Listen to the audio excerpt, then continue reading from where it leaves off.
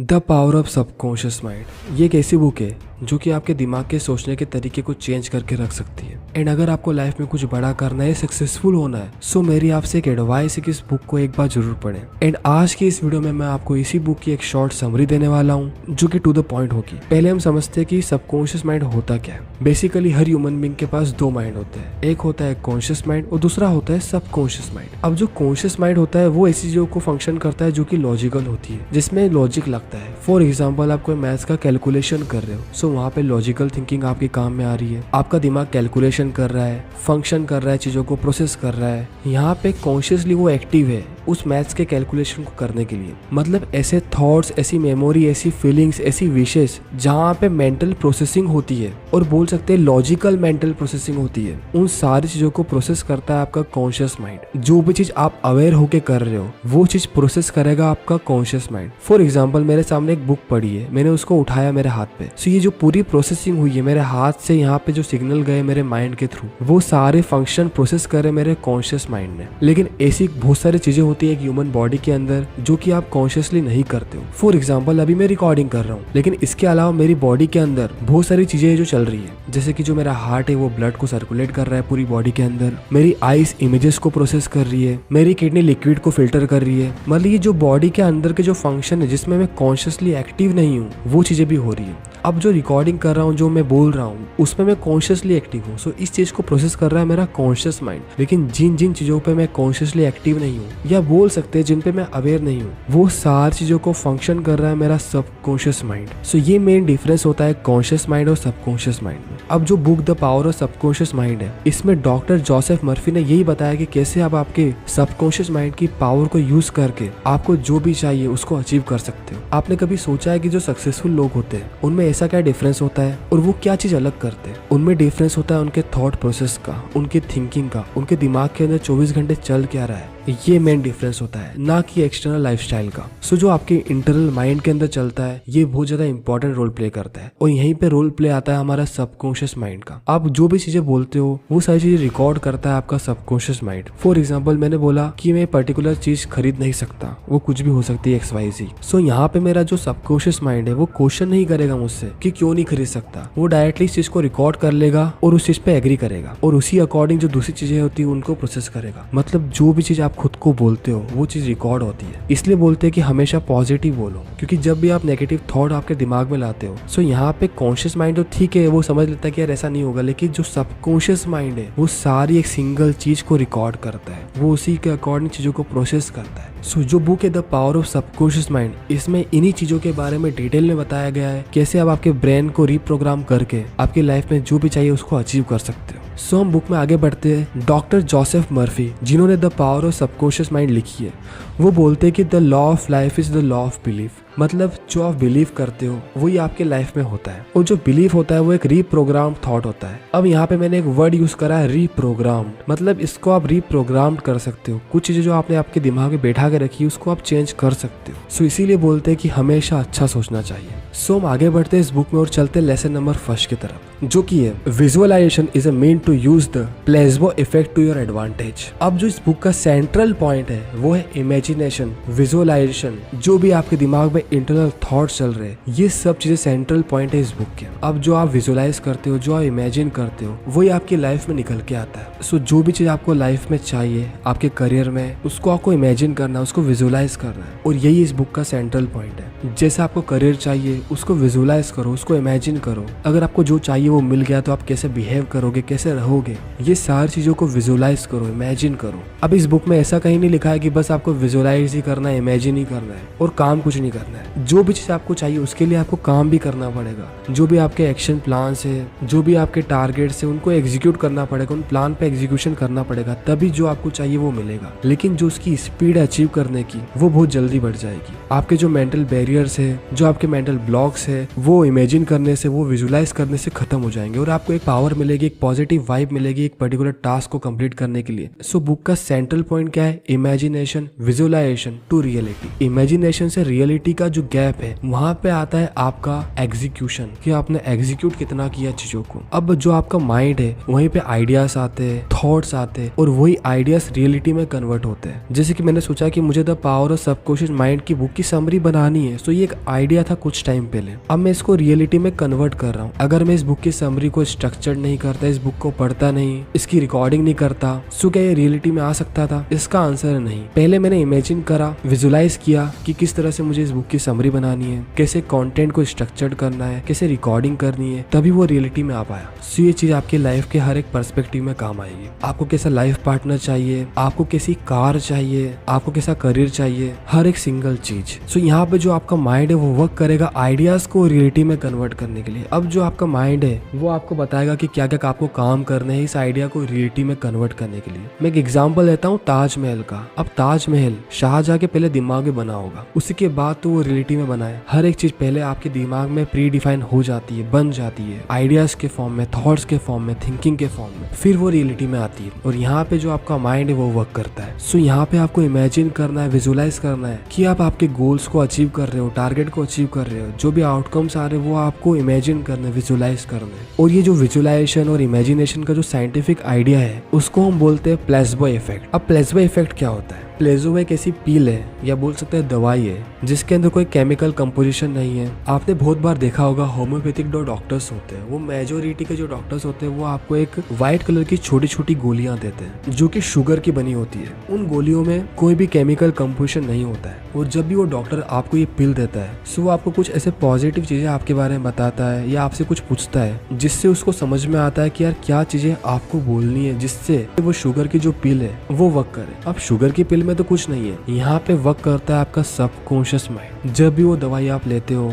सो आपके subconscious mind को लगता है कि नहीं यार ये चीज रियल है, इसके अंदर कुछ रियल केमिकल कंपोजिशन है और वो उस अकॉर्डिंग एक्ट करती है। मतलब सोचो कि एक पिल के अंदर कोई केमिकल कंपोजिशन है नहीं, फिर भी वो आपकी बॉडी के अंदर रिएक्ट कर रही है, वर्क कर रही है, आपकी बॉडी की फंक्शनिंग को सुधार रही है। सो आपके सबकॉन्शियस माइंड में कितनी पावर है इसका आप अंदाजा भी नहीं लगा सकते। इस छोटे से एग्जाम्पल से आपको ये चीज पता चल गई होगी। और अगर आप भी किसी ऐसे डॉक्टर के पास गए होंगे जो कि ऐसी शुगर की पिल देता है, उसने आपको कुछ ऐसी चीजें बोली होगी जो कि आपके सबकॉन्शियस माइंड ने रिकॉर्ड करी होगी और उसके बाद आपकी जो भी प्रॉब्लम है, जो भी आपकी बॉडी की फंक्शनिंग में प्रॉब्लम है, उसको आपके माइंड ने सही करा है, ना कि वो पिल ने। वो पिल तो एक बहाना थी सबकॉन्शियस माइंड को एक सिग्नल देने के लिए। अब इसमें कोई हार्ड साइंस नहीं है, ये बहुत ज्यादा सब्जेक्टिव है और ये डिपेंड करता है इंडिविजुअल टू इंडिविजुअल किसकी कितनी विल पावर है। हर पेशेंट के ऊपर ये चीजें वर्क नहीं करती है, इसलिए ये सब्जेक्टिव होता है और ये वेरी करता है पर्सन टू पर्सन और इंडिविजुअल टू इंडिविजुअल। लेकिन होता है कि जो पेशेंट होता है उसको लगता है कि ये मेडिसिन बहुत ज्यादा स्ट्रॉन्ग है, सो वो डायरेक्टली वर्क करती है उनके सबकॉन्शियस माइंड के ऊपर और सबकॉन्शियस माइंड ट्रीट करता है जो भी डिसीज होती है, जो भी प्रॉब्लम होती है उस पर्टिकुलर पर्सन को। सो ये चीज सब्जेक्टिव होती है, ये डिपेंड करती है पर्सन टू पर्सन और इंडिविजुअल्स के ऊपर। मैं ये नहीं बोल सकता हूँ कि इसके पीछे बहुत ज्यादा हार्ड साइंस है और इसके अराउंड बहुत सारी रिसर्च ऑलरेडी हो चुकी है जिसमें बहुत सारे पेशेंट के ऊपर टेस्टिंग की गई थी जहाँ पे बहुत बेनिफिट मिले पेशेंट को ऐसी पिल्स है। अब वो जो पिल्स होती है वो तो कहीं वर्क कर नहीं रही है, वर्क करता है आपका सबकॉन्शियस माइंड। एंड इसी पर्टिकुलर बुक में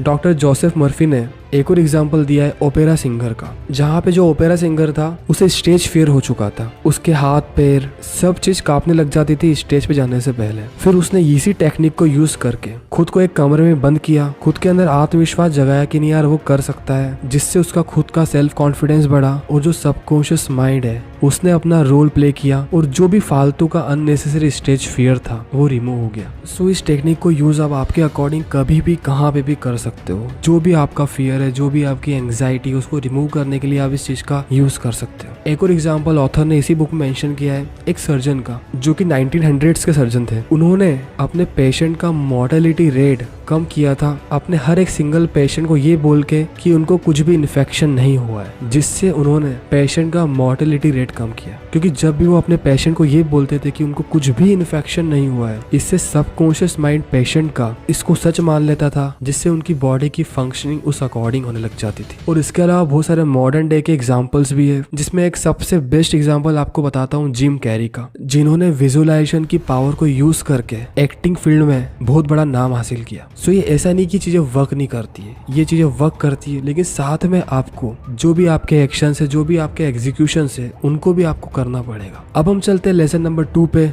जो कि है when in doubt sleep on it. इस लेसन में ऑथर ने ये बताया कि जब भी आपको कुछ भी डाउट हो, कुछ भी कंफ्यूजन हो, कुछ भी डिसीजन लेने में परेशानी आ रही है, या जो भी कोई टफ डिसीजन आपको लेने हैं और आप ले नहीं पा रहे हो ओवर थिंकिंग के कारण, नेगेटिव फीलिंग्स के कारण, सो आपको उसी पर्टिकुलर डाउट के साथ सो जाना है। अब इससे ये होगा कि जो आपका सबकॉन्शियस माइंड है वो आपके बिहाफ पे डिसीजन लेगा, और जब आप नेक्स्ट डे उठोगे सो आपके पास एक क्लियर डिसीजन रहेगा किसी भी चीज का, और आपकी गट फीलिंग और आपका कॉन्फिडेंस भी बहुत स्ट्रांग रहेगा उस पर्टिकुलर डिसीजन के ऊपर। इसका भी एक एग्जाम्पल ऑथर ने बुक में दिया है। एक वुमन थी जिसकी जॉब लगी थी opposite to coast of the country, मतलब जहाँ पे वो ऑलरेडी पहले रहती थी उसके पूरे अपोजिट कोस्ट में उसकी जॉब लगी थी, और जो पे आउट था वो डबल था प्रेजेंट जॉब से। लेकिन वो पर्टिकुलर वुमन बहुत ज्यादा अनश्योर थी और कंफ्यूजन में थी कि उसे मूव करना चाहिए कि नहीं करना चाहिए अक्रॉस द नेशन। उसे बहुत ज्यादा कंफ्यूजन था कि उसे ये जॉब लेनी चाहिए कि नहीं, और इसी का सोल्यूशन उसने मेडिटेशन से निकाला। उसने मेडिटेट किया कुछ टाइम इवनिंग में एंड शी फेल अस्लीप। अब जब मॉर्निंग में उसकी नींद खुली सो उसकी गट फीलिंग ये बोल रही थी कि डोंट टेक ए ऑफर। और आपको जान के बहुत ज्यादा हैरानी होगी कि कुछ मंथ बाद जिस कंपनी से उसको ऑफर आया था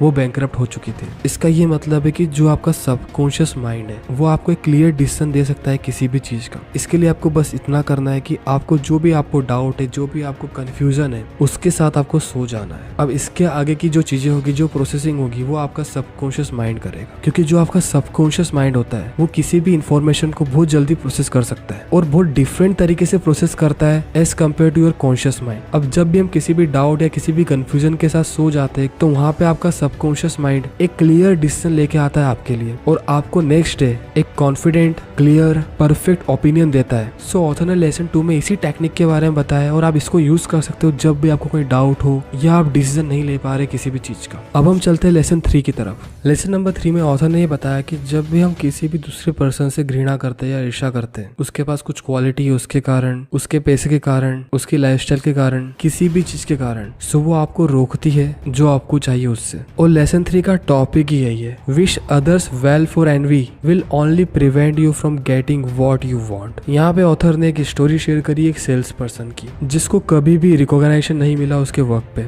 उसकी ना कभी रैंक इंक्रीज हुई, ना उसके बॉस उसको पसंद करते थे, और इसके कारण उसका जो सेल्फ कॉन्फिडेंस था वो पूरी तरह से टूट चुका था। फिर उसने खुद का एटीट्यूड चेंज किया। वो जेन्युइनली हर पर्सन के लिए अच्छी विशेष मांगने लगा। जो कंपैरिजन की फीलिंग्स थी, जो घृणा थी, जो ईर्ष्या थी दूसरों के प्रति, वो उसने पूरी तरह से खत्म कर दी। वो उसके बॉस के बारे में अच्छी विशेष करने लगा। जिन लोगों के साथ वो काम करता था, जो उसके कलीग्स थे, उनके प्रति उसके मन में जो भी नेगेटिव फीलिंग्स थी, कंपैरिजन की भावना थी, वो उसने पूरी तरह से खत्म कर दी। जिससे ये हुआ कि बहुत ही जल्दी उसका प्रमोशन हो गया। मतलब जो उसका मेंटल बैरियर था कि उसका सेल्फ कॉन्फिडेंस टूट चुका है, उसका प्रमोशन कभी नहीं हो सकता, दूसरे लोग उसको कभी पसंद नहीं करेंगे, ये सब चीजों का कारण था उसका खुद का माइंडसेट। वो दूसरों की सक्सेस को देख के जेलस फील करता था, उनके लिए एक नेगेटिव फीलिंग लेके आता था कि यार इसको ये क्यों मिल गया। इसके कारण जो उसका सबकॉन्शियस माइंड था उसने पूरी फंक्शनिंग चेंज कर दी, और कभी भी उसको खुद को रिकॉग्निशन नहीं मिला, उसका सेल्फ कॉन्फिडेंस टूटने लगा, ना उसकी कभी रैंक इंक्रीज हुई। सो ये चीज आपको कभी नहीं करनी है। और बहुत सारे जो रिच पीपल है, जो टॉप पे बैठे हैं, वो भी यही बोलते हैं कि अगर आप सीक्रेटली भी कभी भी किसी पर्सन के लिए नेगेटिव फीलिंग्स, घृणा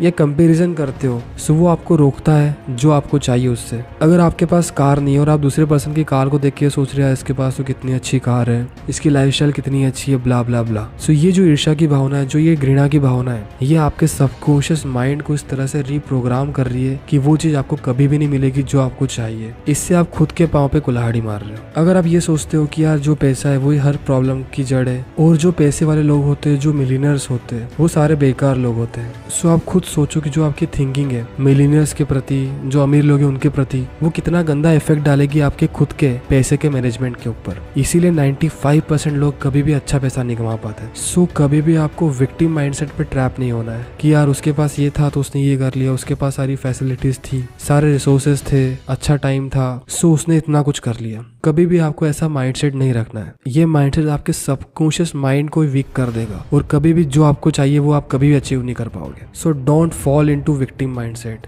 there is enough to go around for everyone. Pie is not limited. So हमेशा आपको पॉजिटिव रहना है। जो आपके माइंडसेट के अंदर जो चल रहा है, जो आपके दिमाग के अंदर 24/7 चलता है, उसको रीप्रोग्राम करना, उसको चेंज करना है। दूसरे लोगों के प्रति जो भी आपकी फीलिंग्स है, अगर नेगेटिव फीलिंग्स है तो उसको सही करना है। ये सारी चीजें इस बुक में बताई गई है। मैं उम्मीद करता हूँ कि बुक की समरी आपको समझ में आई होगी। अब आपको नेक्स्ट हमने किस बुक के ऊपर चाहिए तो कमेंट में हमें जरूर बताइए। और the power of subconscious mind की हम पूरी डिटेल ई बुक भी लेके आएंगे बहुत जल्दी। सो अब हम मिलते हैं नेक्स्ट वीडियो में। Thank you so much.